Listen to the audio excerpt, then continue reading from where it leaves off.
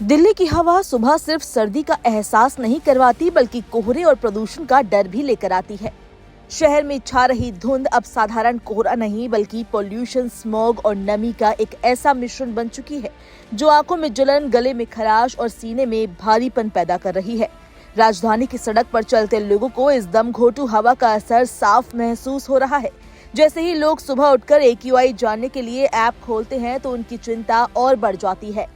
Screen पर लाल रंग का चमकता आंकड़ा साफ बता देता है कि हालात बेकाबू हैं। 22 दिसंबर की सुबह करीब 6 बजे दिल्ली का औसत एयर क्वालिटी इंडेक्स 360 से ऊपर दर्ज किया गया, जो बहुत खराब श्रेणी में आता है। बीते कुछ दिनों के आंकड़े भी डराने वाले हैं। 19 दिसंबर को AQI 370 के पार था। 20 दिसंबर को ये लगभग 400 तक पहुंच गया और 21 दिसंबर को भी स्थिति बेहद चिंताजनक बनी रही। यानी साफ है कि प्रदूषण कम होने के बजाय लगातार जड़ें मजबूत कर रहा है। सिर्फ दिल्ली ही नहीं, पूरे उत्तर भारत में मौसम का कहर देखने को मिल रहा है।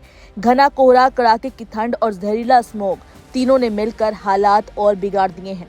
कई इलाकों में दृश्यता इतनी कम हो गई है कि सड़क पर कुछ मीटर आगे देख पाना भी मुश्किल हो रहा है। यही वजह है कि राजधानी का ट्रैफिक प्रभावित हो रहा है और हवाई सेवाओं पर भी असर साफ नजर आ रहा है। दिल्ली एयरपोर्ट से उड़ानें लगातार देरी से चल रही है, जबकि कई फ्लाइट्स को रद्द तक करना पड़ रहा है।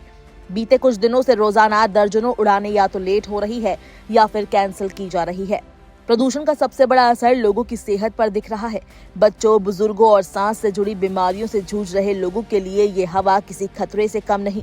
डॉक्टरों के मुताबिक ऐसे मौसम में अस्थमा, ब्रोंकाइटिस और एलर्जी के मरीजों की परेशानी तेजी से बढ़ जाती है। आंखों में जलन, लगातार खांसी और सांस फूलने की शिकायतें आम हो गई है। कई लोगों को तो अपने घर के अंदर रहते हुए भी घुटन महसूस हो रही है।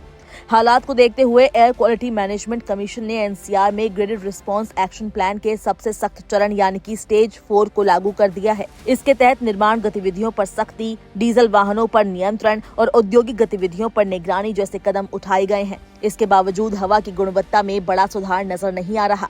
वहीं मौसम विभाग का पूर्वानुमान है कि फिलहाल राहत नहीं दिख रही।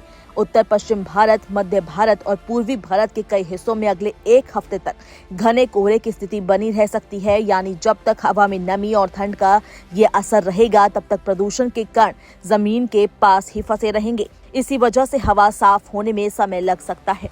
मौसम विभाग ने हिमाचल प्रदेश, पूर्वी उत्तर प्रदेश, बिहार और झारखंड के लिए घने कोहरे को लेकर ऑरेंज अलर्ट जारी किया है, जबकि कई अन्य राज्यों में येलो अलर्ट लागू है।